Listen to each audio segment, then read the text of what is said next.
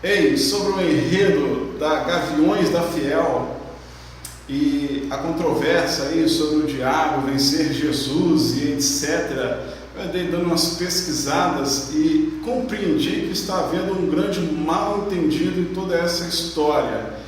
A Gaviões da Fiel deu um roteiro para os narradores, para aqueles que iriam traçar uma meta ali no carnaval, e oficialmente ela acabou dizendo que ali não era uma representação de Cristo com o diabo, nem que o diabo estava vencendo a Cristo, e sim que aquilo era uma representação de São Antônio, como os católicos gostam de chamar. Na verdade, é Antônio o nome dele. Para não haver confusão com Santo Antônio, santo casamenteiro, os católicos normalmente chamam de São Antônio.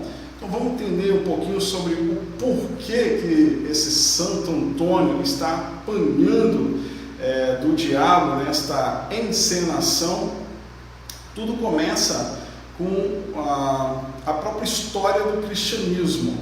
Durante 325 anos, ou seja, do nascimento de Cristo até a chegada de Constantino, a igreja apanhou, a igreja foi espancada, a igreja foi jogada aos leões, a igreja foi triturada por diversos imperadores romanos.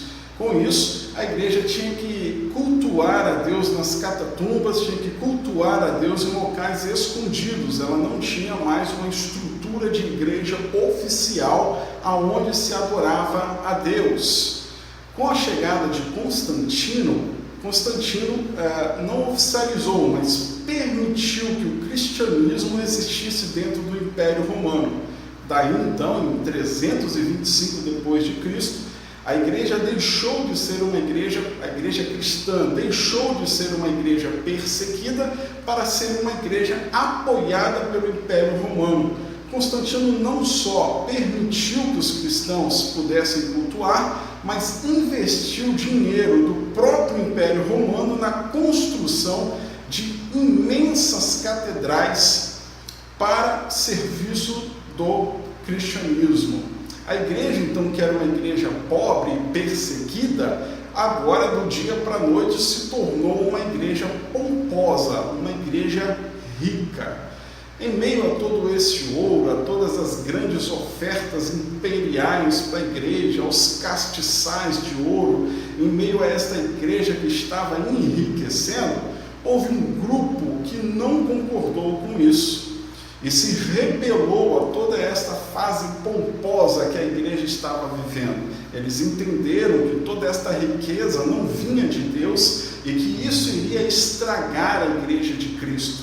Daí então, Antônio se tornou um dos primeiros a se rebelar contra tudo isso. Ele se tornou um dos primeiros monges do deserto.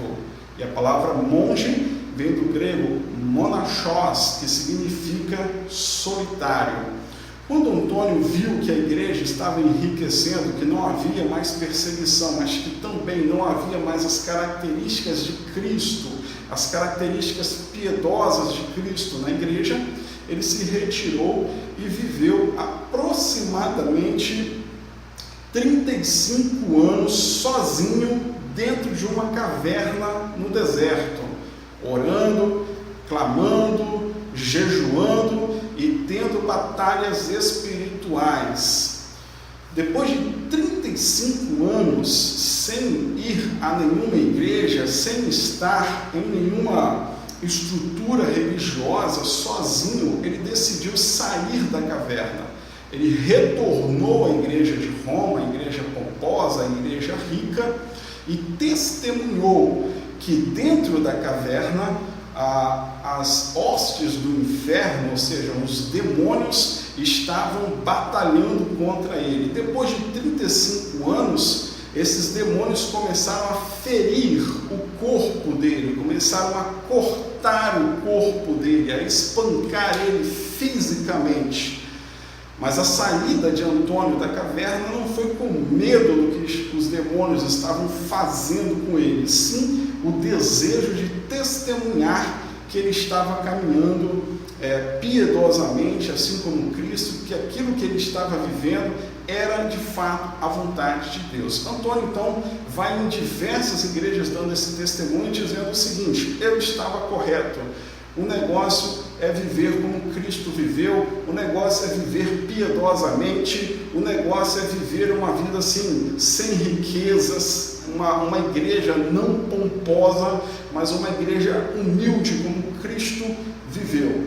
O testemunho de Antônio fez com que milhares de homens e mulheres saíssem de Roma, saíssem de dentro do Império Romano e começassem a viver comunidades muito simples no deserto, onde eles viviam daquilo que eles plantavam e colhiam, e daí então se iniciou os primeiros monges do deserto. Milhares de pessoas, estima-se que inicialmente mais de 120 mil pessoas deixaram as igrejas por causa do testemunho de Antônio e começaram a viver uma vida muito mais piedosa, muito mais humilde, longe da pomposa igreja romana. Este foi o primeiro grande cisma, vamos dizer assim, da igreja romana, com o movimento dos monges. É isso daí que está sendo retratado um pouco pelo Gaviões da Fiel, e eu espero que você tenha compreendido um pouco melhor desta história. A história da igreja é uma história linda, uma história cheia de homens de fé, de mulheres de fé,